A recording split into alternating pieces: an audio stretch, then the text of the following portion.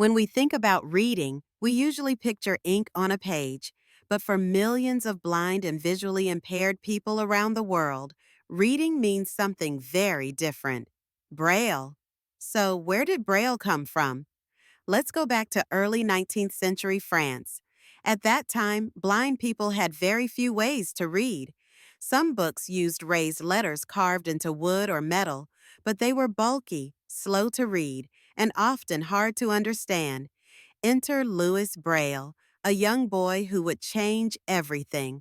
Louis lost his sight at the age of 3 due to an accident in his father's workshop, but he was incredibly bright and determined. At just 10 years old, he earned a scholarship to the Royal Institute for Blind Youth in Paris.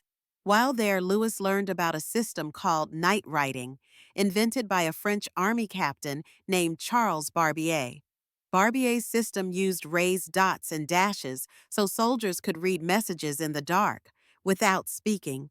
It was a clever idea, but it was too complex and slow for everyday use.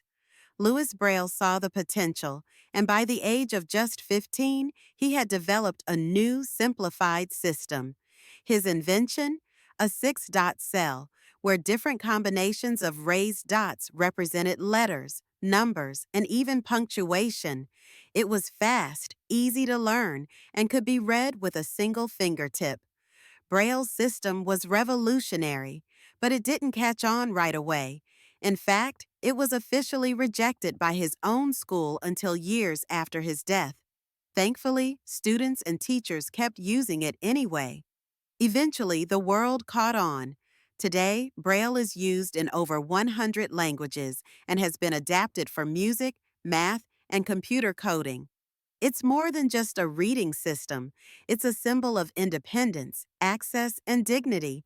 So, the next time you see those tiny dots on an elevator button or a package, remember, they come from a boy who refused to give up and gave the world a new way to read.